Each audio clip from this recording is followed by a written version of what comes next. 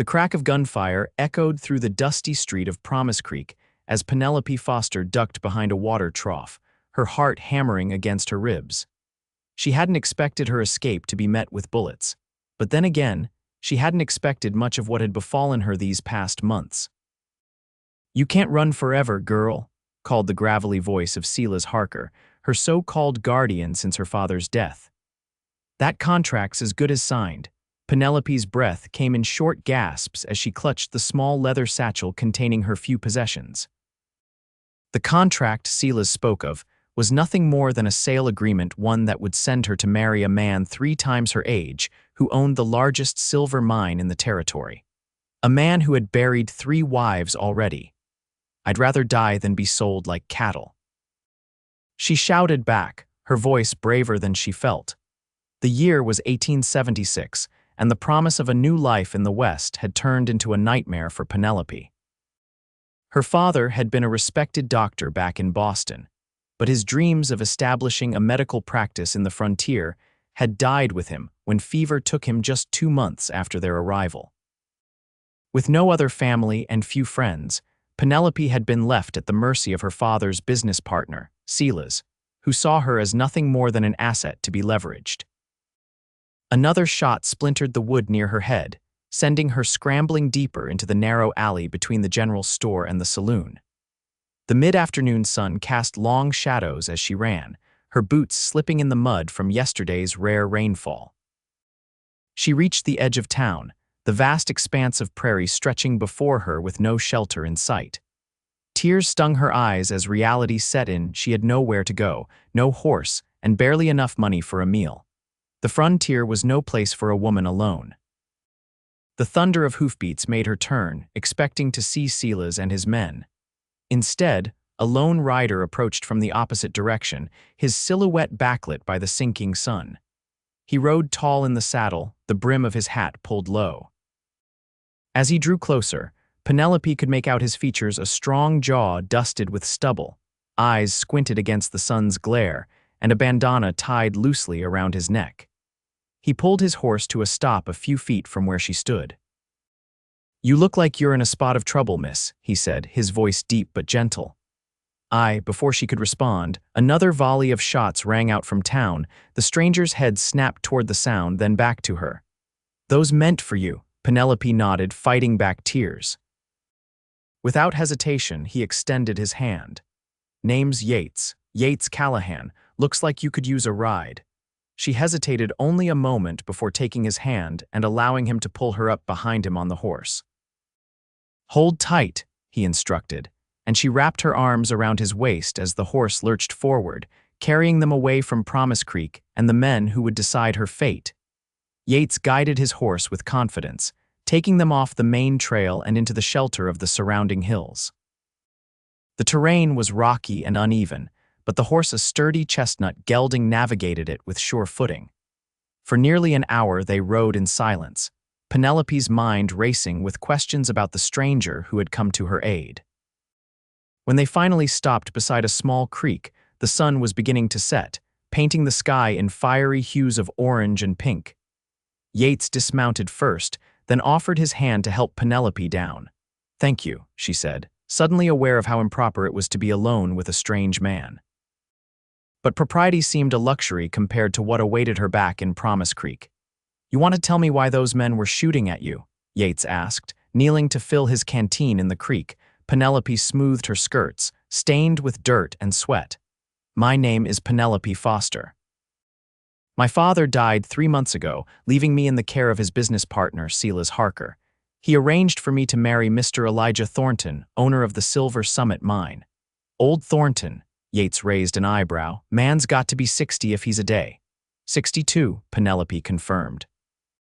"And I've been told his previous wives didn't fare well under his care." Yates handed her the canteen. "So you ran." "I refused to sign the marriage contract. Silas locked me in my room, said I'd come around or starve." She took a drink of the cool water. "I climbed out the window last night, but they caught up with me as I was trying to board the stagecoach." Yates nodded slowly, taking in her story. "Where were you planning to go?" "Denver," she replied. "I have a letter of introduction to a girls' school there." I was a teacher's assistant in Boston before my father brought us west. I thought perhaps. It's a long way to Denver, Yates said, glancing at her small satchel, and Harker doesn't strike me as the type to give up easily. I know it was foolish, Penelope admitted, but I couldn't bear the thought of being sold to a man who sees me as nothing more than property. Yates looked at her with unexpected gentleness. It wasn't foolish, desperate maybe, but not foolish. He stood, scanning the horizon. I've got a small cabin about an hour's ride from here. You can stay there tonight, get some rest. Tomorrow we can figure out what to do about your situation. Penelope studied him cautiously. He didn't look like an outlaw. His clothes, while worn, were clean, and his gun belt, though visible, didn't seem to be his primary identity. There was something in his eyes, a quiet steadiness that made her want to trust him. Why are you helping me, Mr. Callahan? A shadow crossed his face. Let's just say I know what it's like to be at someone else's mercy. He offered a small smile, and it's just Yates. Mr. Callahan was my father. They mounted up again, riding deeper into the hills as the last light faded from the sky. Stars began to appear, more than Penelope had ever seen in Boston, spread across the vast canopy of night.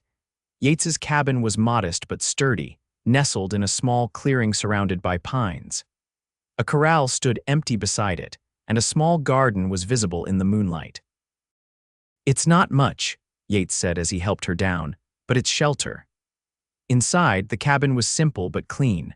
A stone fireplace dominated one wall with a small table and 2 chairs nearby. A bed stood in one corner, with shelves holding books and supplies along another wall. A rifle hung above the door and various tools hung from hooks near a small kitchen area.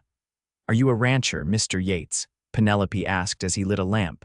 Of sorts. I raise horses, but on a small scale. I train them for the army mostly. He moved to the fireplace, working to build a fire. The herd's up in the high meadow for now. I came to town for supplies. Lucky for me, Penelope said softly. The fire caught, casting a warm glow throughout the cabin. Yates stood, brushing his hands on his trousers. You can take the bed. I'll sleep out here by the fire.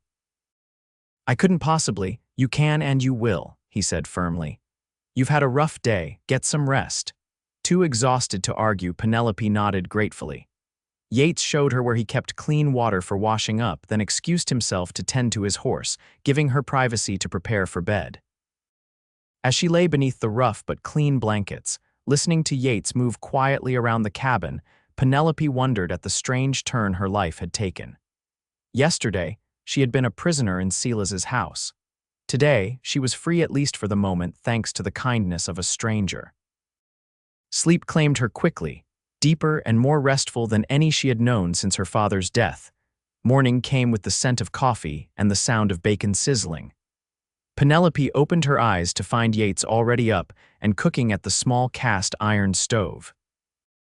Hope I didn't wake you, he said when he noticed her stirring. Thought you might be hungry. Famished, actually, she admitted, sitting up. She had slept in her chemise and petticoat, her dress draped carefully over a chair nearby. She reached for it now, realizing the awkwardness of her situation. Sensing her discomfort, Yates turned his back. I'll step outside while you dress. Food's almost ready. When she joined him at the small table a few minutes later, he had laid out a simple but hearty breakfast of bacon, biscuits, and coffee. Thank you, she said, suddenly shy in the light of day, for everything. Yates merely nodded, pouring her a cup of coffee. We need to talk about what happens next. Harker knows you were heading toward Denver. That's the first place he'll look. Penelope's heart sank. Do you think he'll really come after me? Men like Harker don't like losing, especially not to a woman. Yates took a bite of his biscuit. And if he's getting something from Thornton for arranging this marriage, he has double the reason to find you. What am I to do then? Penelope asked, feeling hopeless. I have nowhere else to go. Yates was quiet for a moment, considering, you could stay here for a while. At least until Harker gives up the search or moves on to something else. Penelope stared at him in surprise. Here. But that would be improper, I know, he finished for her. But these hills are remote. Few people come this way, you'd be safe. The offer was tempting, but Penelope knew the risks went beyond her physical safety. My reputation will be in tatters either way if Harker spreads word you ran, Yates pointed out. I'm not suggesting anything untoward, Miss Foster. You can stay in the cabin. I can sleep in the lean-to with the horses when they come down from the high country. I couldn't put you out of your home, she protested. It's temporary, he assured her. Just until we figure out a better solution. Something in the way he said, we made Penelope's heart flutter unexpectedly. It had been months since anyone had treated her problems as worth solving. Why would you do this for me? She asked again. You don't even know me. Yates met her gaze steadily. My sister was in a situation similar to yours, forced marriage, no say in her future. His jaw tightened. I wasn't there to help her. I was off fighting in the war. I'm sorry, Penelope said softly. It was a long time ago. He cleared his throat. The point is, I can help you now, so I will. The simplicity of his declaration moved her deeply. Thank you, Yates. I accept your offer, at least for a short while. He nodded, as if the matter was settled. First thing we need to do is get word to the sheriff in Promise Creek that you're safe. Otherwise, Harker might claim you were kidnapped. Sheriff Williams is in Harker's pocket, Penelope warned. He won't help me. Then we'll send word to the federal marshal instead. I know him, he's a good man. Yates rose from the table. I need to ride into Silver Gulch today to pick up the rest of my supplies. It's a small mining settlement about 10 miles from here. I can send a telegram from there. Penelope's stomach clenched with anxiety. Is it safe to leave me alone? Safer than taking you into town where someone might recognize you, Yates assured her. No one knows about this place except a few friends, and they wouldn't tell Harker even if he asked. While Yates prepared for his journey, Penelope explored the cabin more thoroughly. Besides the main room, there was a small root cellar accessed through a trapdoor in the floor, stocked with preserved foods. The bookshelves held an eclectic collection books on horse training, several novels by Dickens and Twain, a medical text that reminded her of her father's, and surprisingly, a volume of poetry by Tennyson. You read poetry? She asked when Yates came in from saddling his horse. He looked almost embarrassed. Helps pass the long winter nights. This glimpse of unexpected sensitivity intrigued her. Yates Callahan was clearly more than the rugged horseman he appeared to be. Before he left, Yates showed her where he kept a shotgun and taught her how to use it. Just in case, he said, though I don't expect any trouble. Penelope watched him ride away with mixed emotions, gratitude for his help, but also a strange sense of loss at his departure. Left alone, she busied herself by tidying the already neat cabin and taking stock of the pantry. If she was to stay, she would earn her keep. The hours passed slowly. Penelope found herself drawn to the books, eventually settling with the volume of Tennyson on the small porch, where a gentle breeze offered relief from the afternoon heat. The sound of approaching hoofbeats startled her from her reading. Her heart raced as she grabbed the shotgun and moved inside, positioning herself where she could see the approaching rider through the window while remaining hidden. Relief flooded her when she recognized Yates, returning earlier than she had expected. But as he drew closer, she saw that he wasn't alone. Another horse followed, a dappled mare with a rider whose red hair blazed in the sunlight. Penelope lowered the shotgun as Yates dismounted and approached the cabin. Miss Foster, he called. It's just me with a friend. She opened the door cautiously. This is Ruby Wilson, Yates said, gesturing to the woman now dismounting with practiced ease.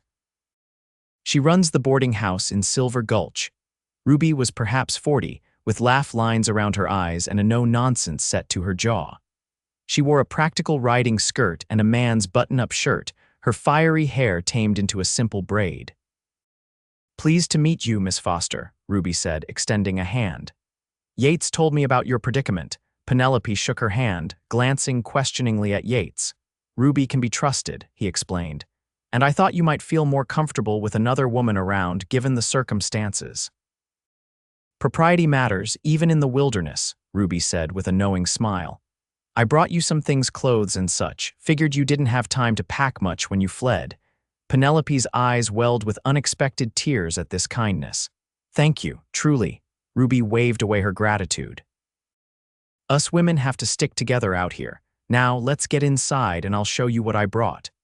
The two women entered the cabin while Yates remained outside to tend to the horses. Ruby's bundle contained 2 simple but well-made dresses, undergarments, a nightgown, and various toiletries. These were left by boarders who moved on, Ruby explained. Cleaned and mended, of course, should fit you well enough. This is more than I could have hoped for, Penelope said, running her fingers over the cotton fabric. Ruby studied her with sharp eyes. Yates says you're running from a forced marriage. Penelope nodded, briefly explaining her situation. Elijah Thornton, Ruby spat the name. That man's a menace. His last wife fell down the stairs, they say. Convenient accident, if you ask me. A chill ran down Penelope's spine. Then I was right to run. You certainly were. Ruby lowered her voice. Yates is a good man, he'll keep you safe. I barely know him, Penelope admitted. I've known him for 5 years. Fought in the war, came west after. Keeps to himself mostly, but he's honest and true. Ruby patted Penelope's hand. You could do worse for a protector. Before Penelope could respond, Yates entered the cabin, carrying Ruby's saddle bags. I sent the telegram to Marshal Jenkins, he reported. Should reach him by tomorrow. Ruby's agreed to bring any response up here when it comes. I can also bring supplies, Ruby offered. Save Yates the trip to town where people might get curious. That's very kind, Penelope said. I'll stay the night, Ruby continued, then head back in the morning. Got a house full of miners who will burn the place down if I'm gone too long. With Ruby's presence, the small cabin took on a different atmosphere. She took charge of preparing dinner, sending Yates to catch fish from the nearby creek while she and Penelope worked together in the kitchen area. How long have you been in Silver Gulch? Penelope asked as they peeled potatoes. 10 years. Came with my husband who had gold fever. Ruby's hands kept working steadily. He died in a mine collapse 6 months later. I was left with a boarding house full of miners and not a penny to my name. I'm sorry, Penelope said. Ruby shrugged. Life happens, I made my way. The boarding house does well now, even set aside a little nest egg.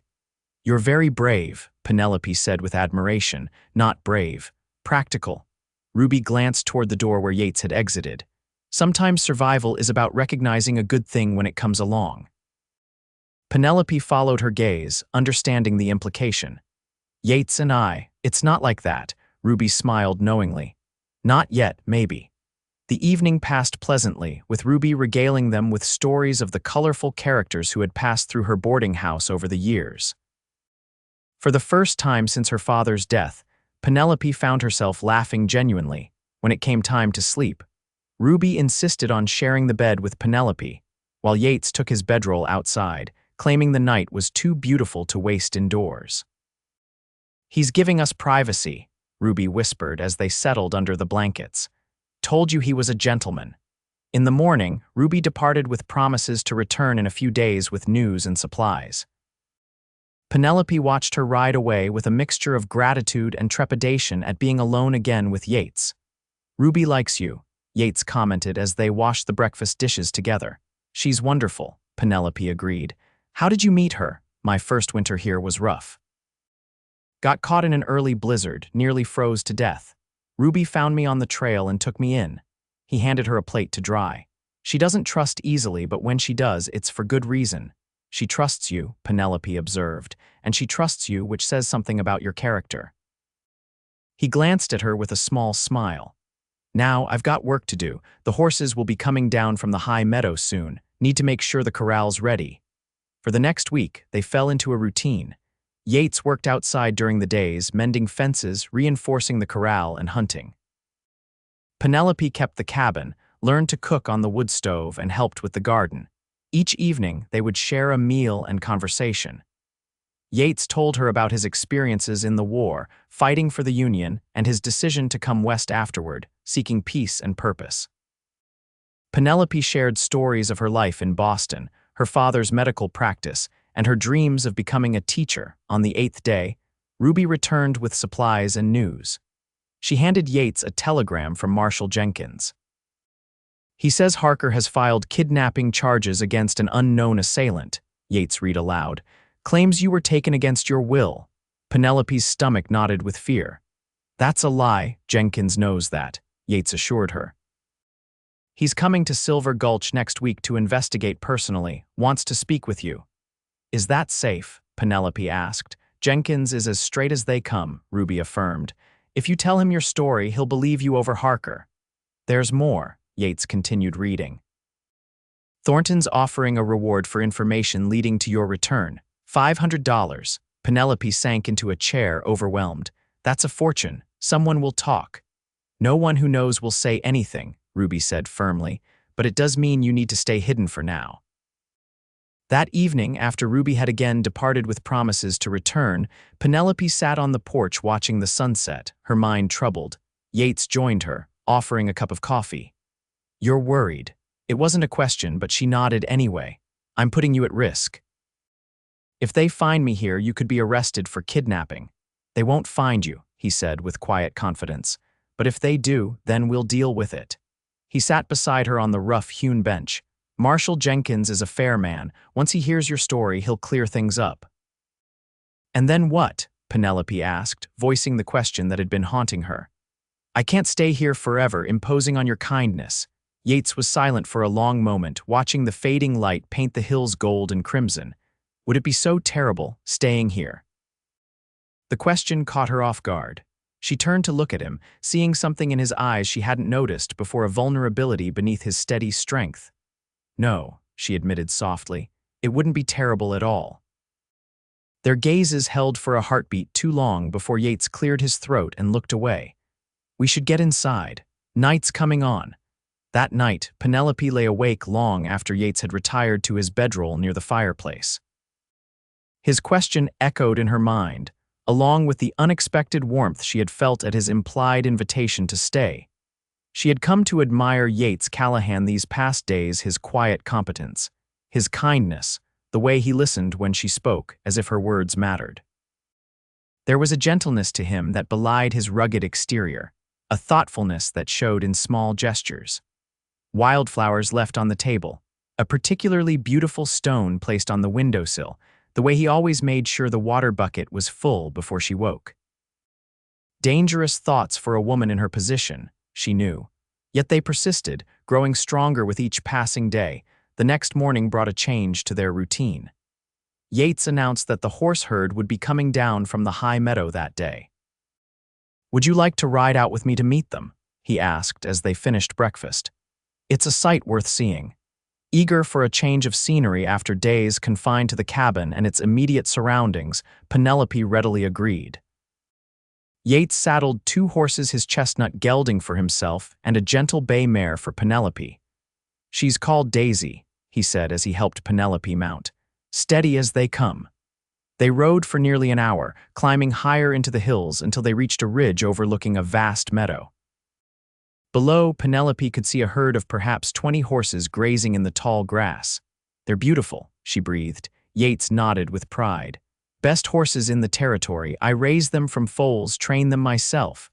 How do you get them to come down to the corral? She asked. They know me, he said simply. Watch. He put 2 fingers to his lips and gave a distinctive whistle. The horses' heads came up in unison, ears pricked forward. Then, as if responding to an unspoken command, they began to move, gathering together and trotting toward the ridge where Yates and Penelope waited. They trust you, Penelope observed. Trust is earned, Yates replied. Take time, be consistent, never break your word. Works with horses and people alike. As they guided the herd down toward the cabin, Penelope found herself reflecting on Yates's words. He had earned her trust in the same way through consistency, kindness, and keeping his word. The next few days were busy as Yates worked with the horses, checking each one for injuries or problems after their time in the high meadow. Penelope helped where she could, learning to brush down the animals and feed them, even assisting as Yates reshod several who had worn their horseshoes thin.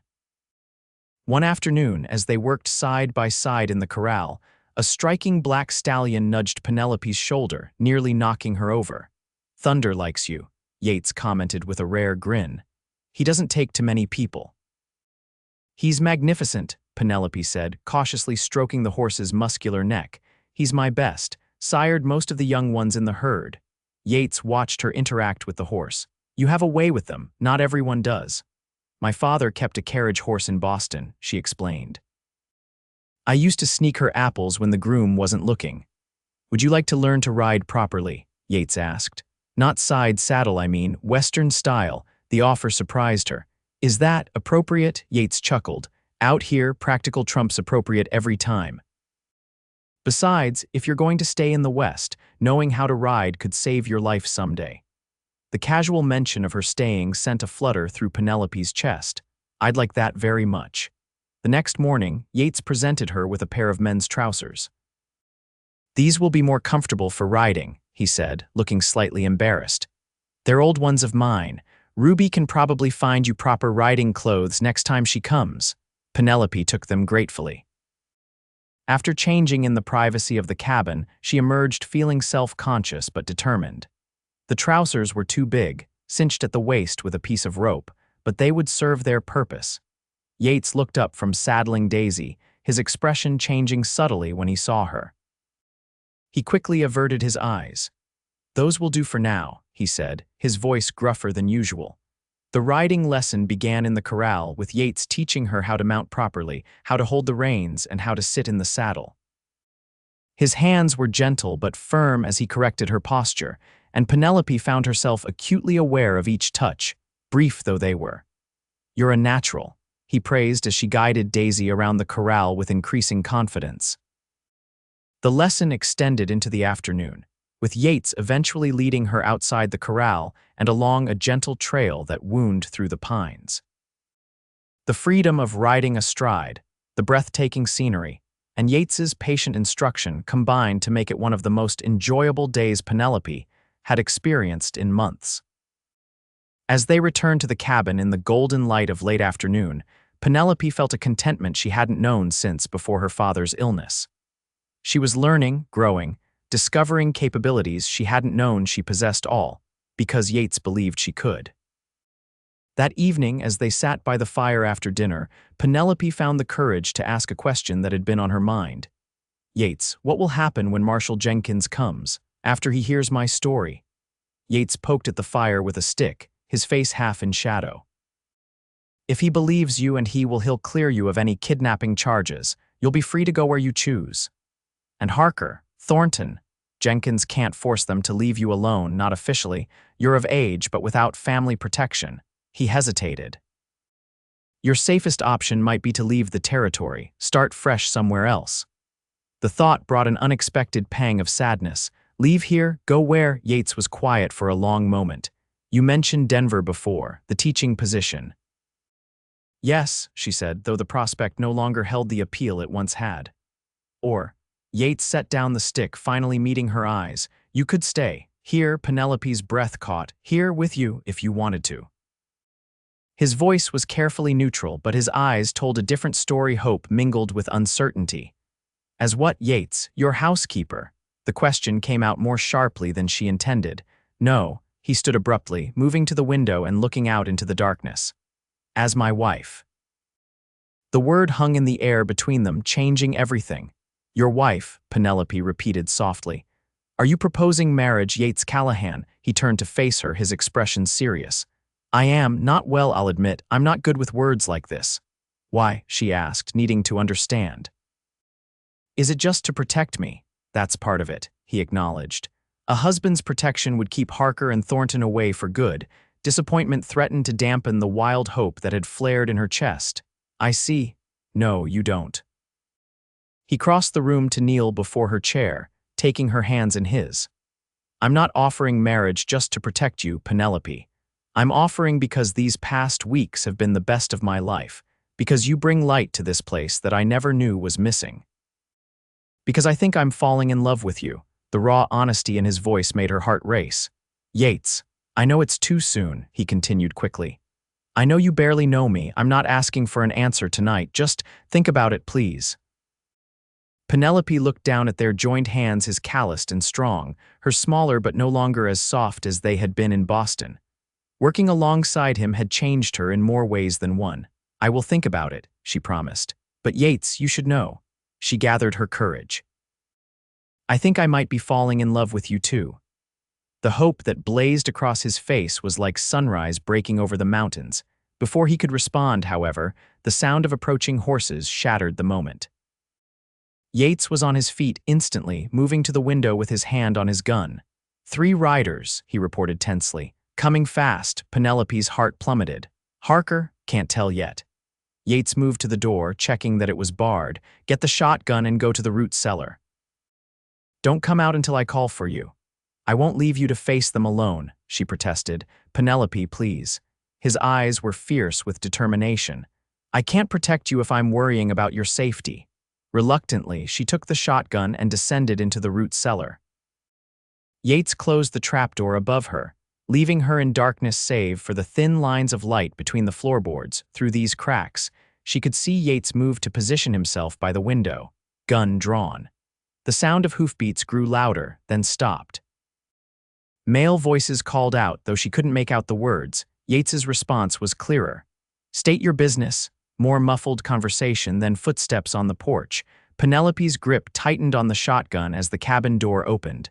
Evening, Callahan, came a deep, authoritative voice. Marshal Jenkins, sorry to call so late. Penelope nearly collapsed with relief. Not Harker after all.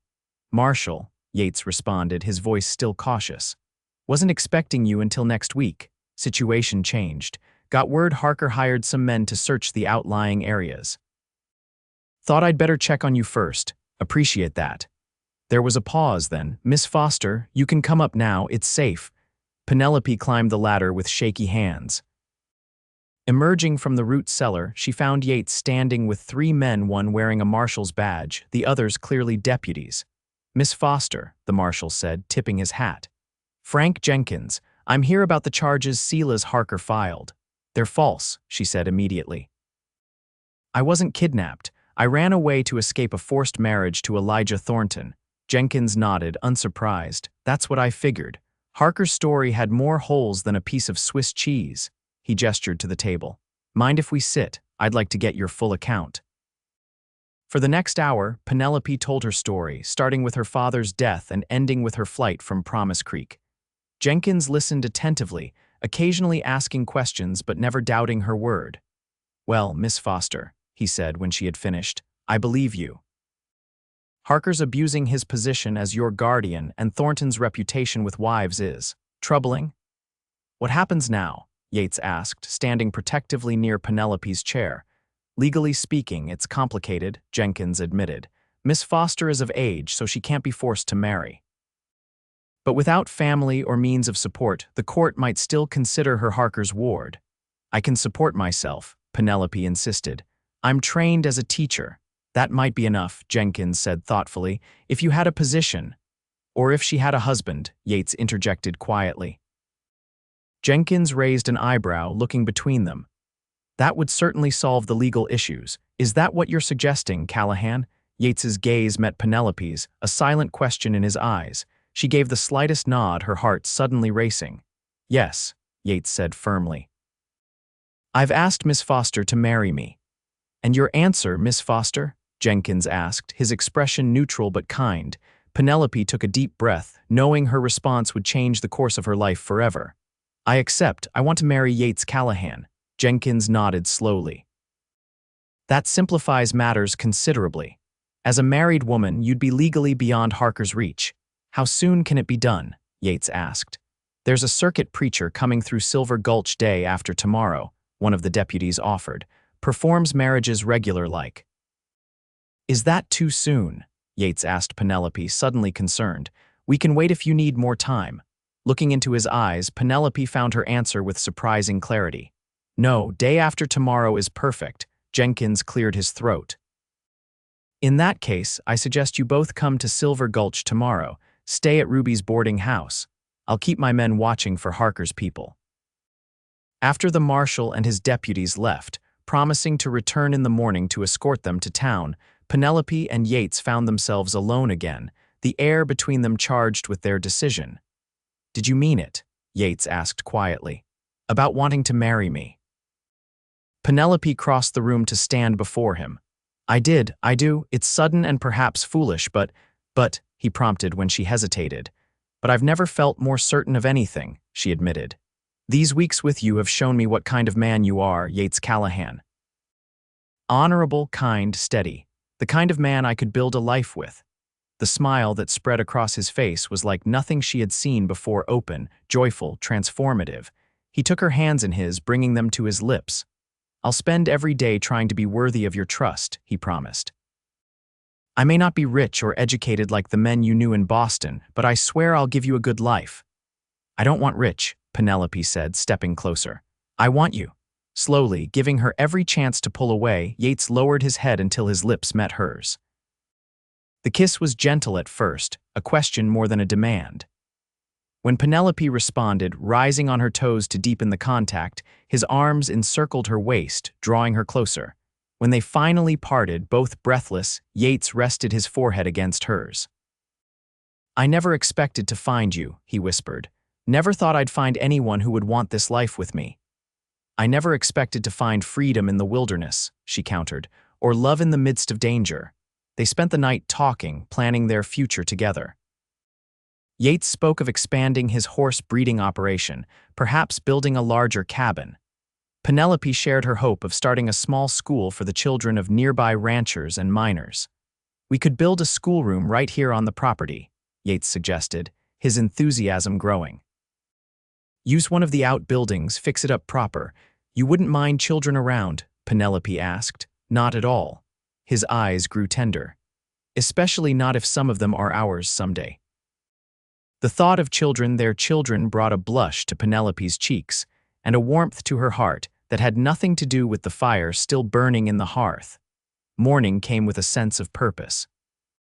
They packed their few belongings, Yates insisting that Penelope take the volume of Tennyson that had first drawn her attention.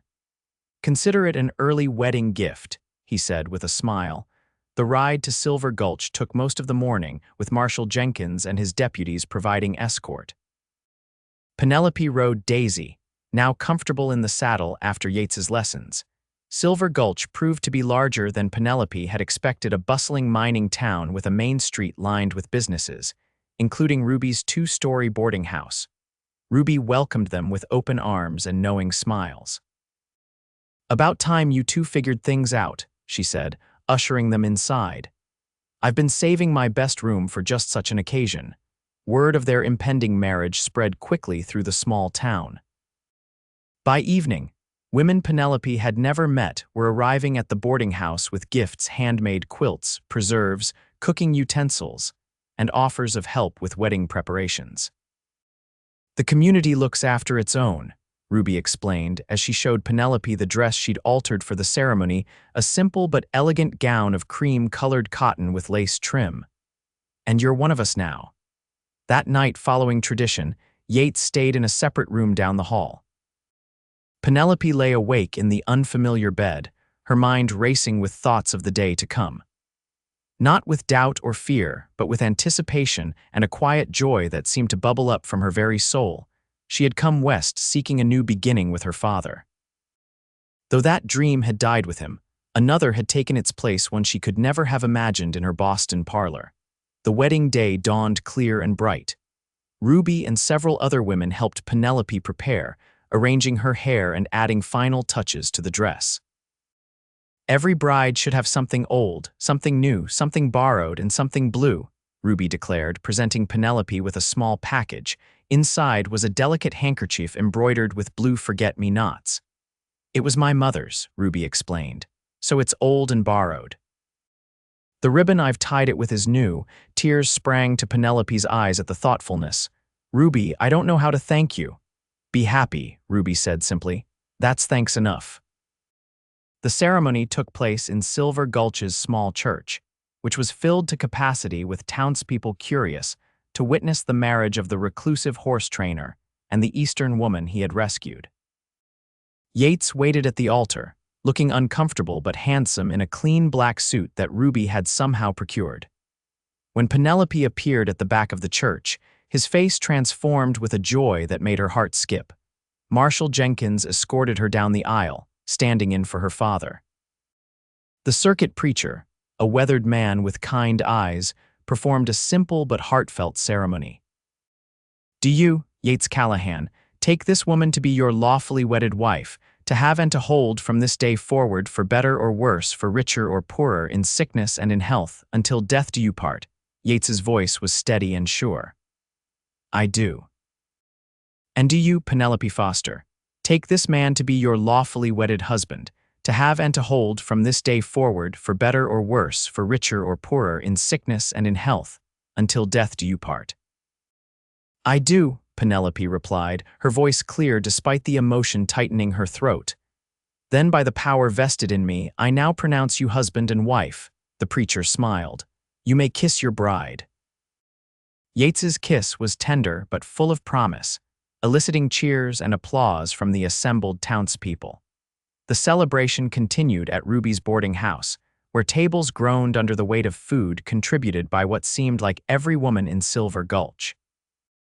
Music from a fiddle and harmonica filled the air as people danced and celebrated well into the evening. Throughout it all, Yates kept Penelope close, his hand often finding hers, his eyes seeking reassurance that this happiness was real.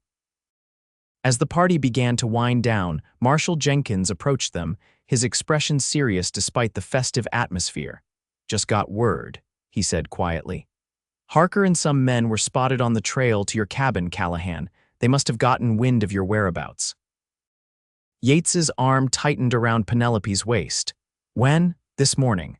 My deputies are tracking them, but I thought you should know."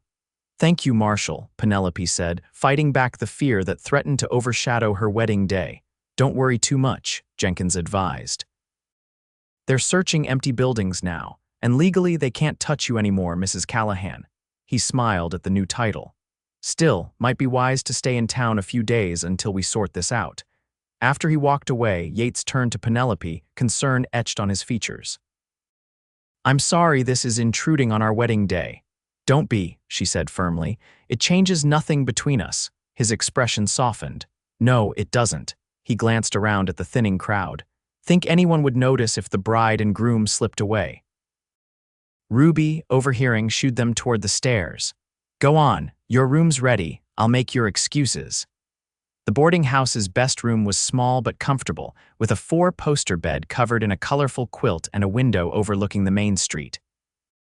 Someone, Ruby, most likely had placed wildflowers in a jar on the bedside table. Alone at last, Yates and Penelope faced each other with sudden shyness. "I never thought I'd have a proper wedding," Yates admitted, removing his jacket and loosening his tie. "Always figured if I married, it would be quick at a judge's office." "I never imagined being married in a mining town wearing a borrowed dress," Penelope countered with a smile, "but I wouldn't change a thing." Yates crossed to her, his movements careful, almost reverent. "May I help with your buttons?" he asked, gesturing to the back of her dress. Penelope nodded, turning to allow him access. His fingers were gentle as they worked down the row of small buttons, occasionally brushing against her skin and sending shivers along her spine. "Are you nervous?"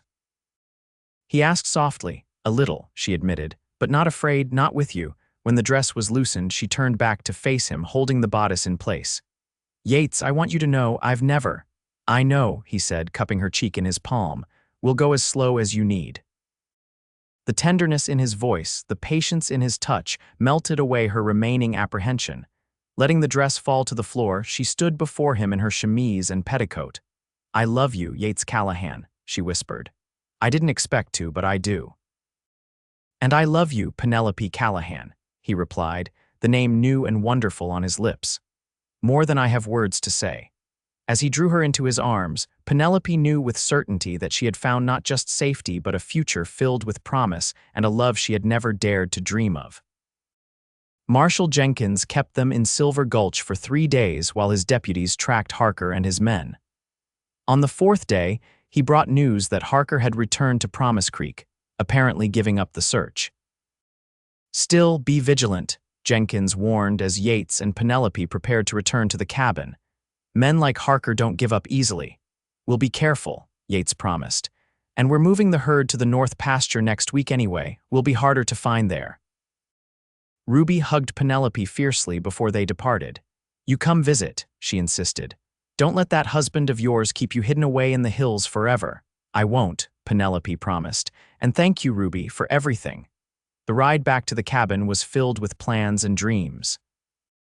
Penelope spoke of her ideas for the school, while Yates described improvements he wanted to make to the property now that it was truly their home.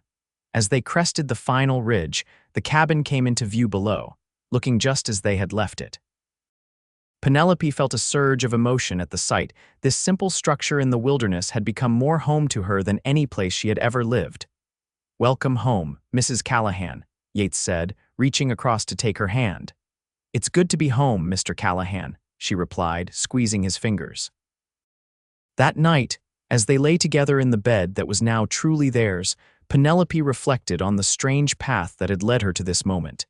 If my father hadn't died, if Harker hadn't tried to sell me to Thornton, if I hadn't run, she mused aloud. If I hadn't come to town for supplies that day, Yates added, tracing patterns on her bare shoulder. "Do you believe in fate?" she asked, turning to look at him in the faint moonlight filtering through the window. "I never did before," he admitted. "But it's hard to think it was just chance that brought you to me." "Either way, I'm grateful," Penelope said, nestling closer to his warmth. "As am I," Yates murmured, pressing a kiss to her forehead. "More than I can say. The weeks that followed were filled with hard work and growing love."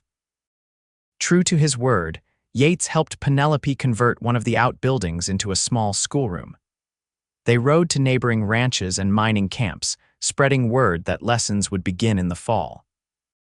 "Most of these children have never had formal schooling," Penelope told Yates as they returned from one such visit. "Their parents are eager for them to learn to read and cipher." "You'll be a wonderful teacher," Yates said with pride. "They're lucky to have you." The herd was moved to the north pasture as planned, requiring them to build a temporary camp where they would stay during the summer months. The new location was more remote, higher in the mountains, with a spectacular view of the valley below. "It's beautiful here," Penelope said as they set up their canvas tent beside a crystal-clear stream. "It is," Yates agreed, looking more at her than the scenery. "Though not as beautiful as my wife," Penelope blushed, still unused to such open admiration. "Flatterer." "Truth-teller," he corrected, pulling her into his arms. Life fell into a pleasant rhythm. Penelope learned to cook over an open fire, to identify edible plants, to track game alongside Yates. He, in turn, showed more interest in books as she read aloud in the evenings, discussions of literature extending late into the night. They were returning from checking on a mare about to foal when they spotted the rider approaching their camp. "Stay behind me," Yates instructed, his hand moving to his gun. As the rider drew closer, however, Penelope recognized Ruby's red hair. "Ruby," she called, urging her horse forward despite Yates's caution. Ruby looked tired, her usually immaculate appearance disheveled from hard riding. "Thank goodness I found you," she said without preamble. "Harker's back with Thornton this time. They're asking all over Silver Gulch about you too." Yates's expression darkened. "What do they want now? Penelope's my wife. They have no claim on her." "They're saying the marriage isn't legal," Ruby explained, claiming Penelope was still under guardianship when she married, so she needed Harker's permission. "That's absurd," Penelope protested. "I'm of age. Thornton's got a judge in his pocket," Ruby said grimly. "One willing to rule in their favor if it comes to court." Yates's jaw clenched. "Where's Jenkins? Called away to handle a bank robbery in Durango. Won't be back for at least a week." Ruby dismounted, accepting the water Penelope offered. "They're organizing a search party. Planning to head this way tomorrow." "We should leave," Penelope said, fear churning in her stomach. "Go somewhere they can't find us." "No," Yates said firmly. "I'm tired of running. This is our home, our life. We've done nothing wrong." "But if they bring a corrupt judge," Penelope began. "Then we'll fight them with the truth," Yates interrupted. "Besides, Jenkins left a deputy in charge. We can appeal to him." Ruby shook her head. "Deputy Miller's young and inexperienced. He's intimidated by Thornton's money and Harker's bluster." "Then we'll handle this ourselves," Yates decided. He turned to Penelope, his expression softening. "I promise to protect you, and I will, but I won't let them drive us from our home." Penelope looked between her husband and Ruby, torn between fear and determination. "What do we do?" "First, we send Ruby back to town with a message for Deputy Miller," Yates said, "requesting official protection based on previous threats. That puts everything on record." "And if he doesn't respond," Ruby asked, "then we prepare to defend ourselves." Yates's voice was steady.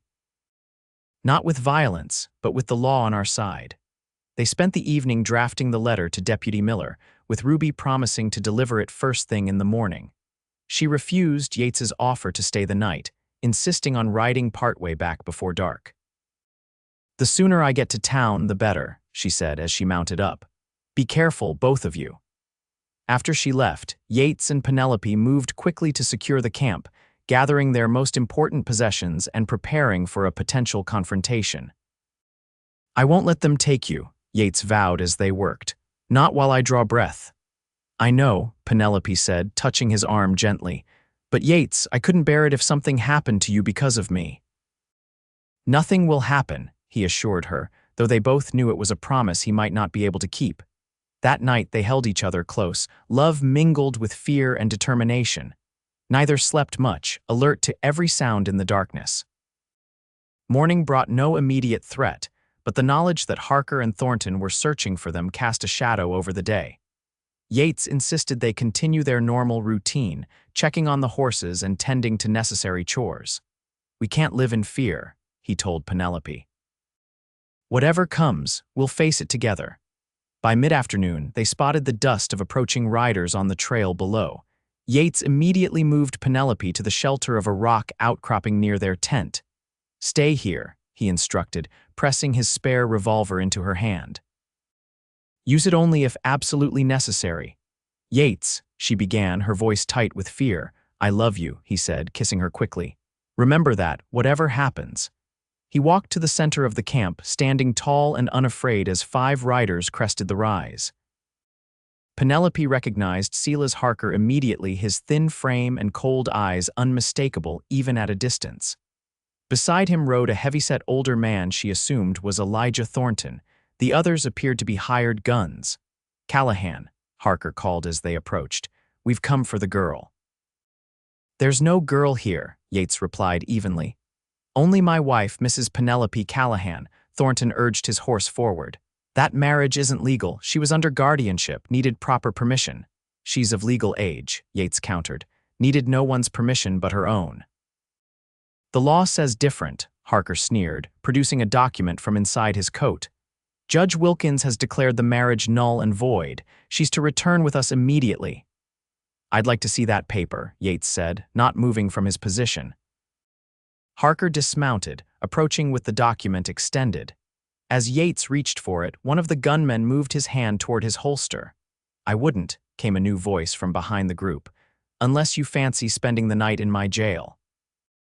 All heads turned to see Marshal Jenkins riding into the clearing, flanked by 3 deputies, all with rifles at the ready. "Marshal," Harker exclaimed, clearly surprised. "You're supposed to be in Durango." "Got back early," Jenkins said casually, dismounting. "Ruby Wilson sent a rider to find me." "Good thing she did." He approached Harker and took the document from his hand, scanning it quickly. "Judge Wilkins, eh? Interesting, considering he has no jurisdiction in this territory." "The law," Thornton began. "I know the law," Jenkins cut him off. "Better than you, it seems." "Miss Foster was of legal age when she married Callahan. The marriage is valid and binding." "She was promised to me," Thornton bellowed, his face reddening. "People aren't property, Thornton," Jenkins said coldly. "They can't be promised like cattle or land." Penelope stepped out from her hiding place, moving to stand beside Yates. His arm went around her waist immediately, protective and supportive. "I was never yours," she said to Thornton, her voice steady despite her racing heart. "And I never will be. I chose Yates. I love him." Harker's face twisted with anger. "After all I did for you, all you did," Penelope interrupted, newfound strength in her voice. "You tried to sell me to the highest bidder. You locked me up when I refused. You chased me with guns when I escaped. You've done nothing but harm." "This is ridiculous," Thornton sputtered. "Marshal, I demand you enforce this court order." Jenkins folded the paper and tucked it into his vest pocket. "This isn't worth the ink it's printed with. Now, you gentlemen have a choice. You can ride back to Promise Creek peacefully, or my deputies can escort you to jail for harassment, attempted kidnapping, and falsifying legal documents." For a tense moment, it seemed Harker and Thornton might resist. Then one of the deputies chambered a round in his rifle, the sound impossibly loud in the sudden silence. "This isn't over," Harker said, glaring at Penelope. "Your father would be ashamed." "My father would be proud that I escaped the trap you set," Penelope replied. "Now please leave our property." With Jenkins and his deputies watching, Harker, Thornton, and their men had no choice but to mount up and ride away. "They won't bother you again," Jenkins assured them when the dust had settled. "I'll make sure of it. How did you know to come?" Yates asked, still holding Penelope close. "Like I said, Ruby sent a rider, fast one too." Jenkins smiled. "That woman's got more spine than most men I know."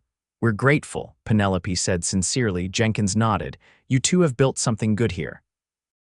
"I'm just doing my job, making sure no one takes it from you."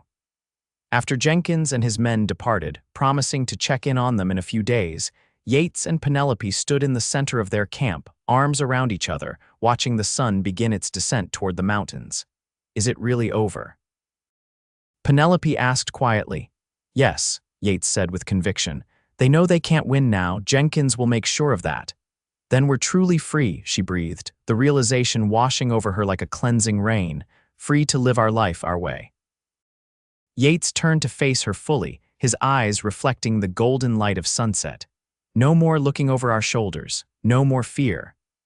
Penelope rose on her toes to kiss him, pouring all her love and gratitude into the gesture. When they parted, she rested her head against his chest, listening to the steady beat of his heart. "When I ran from Promise Creek that day, I thought I was running away from something," she mused. "I didn't realize I was actually running toward something much better." "Toward home," Yates said, kissing the top of her head. "Yes," she agreed. "Toward home. Toward you." As twilight deepened into night, they sat by their campfire, planning their future with new certainty. The school would open in the fall. Yates would expand his horse breeding operation.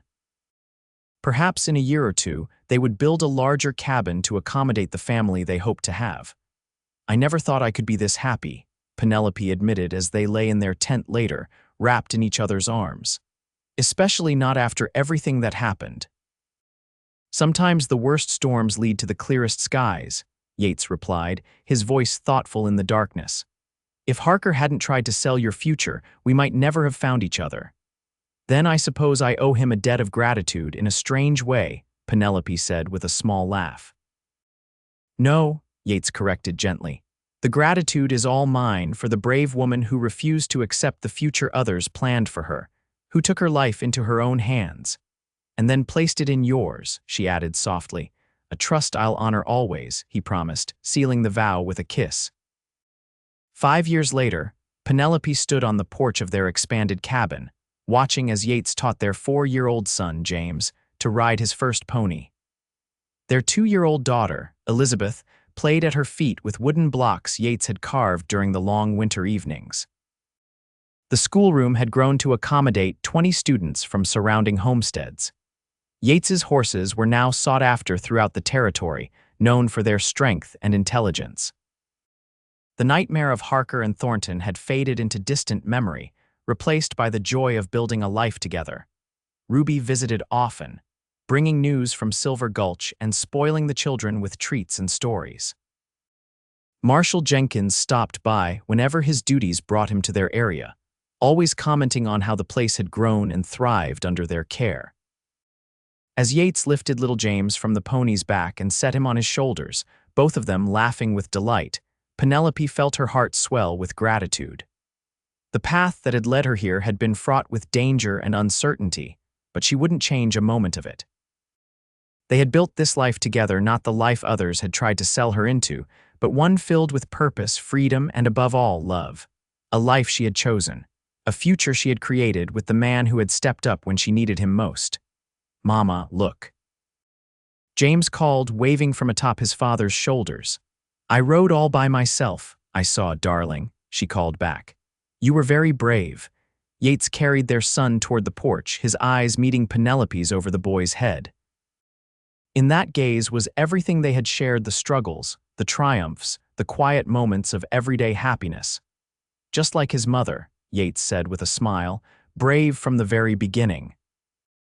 Penelope reached out to touch his cheek, a gesture of affection that had become as natural as breathing.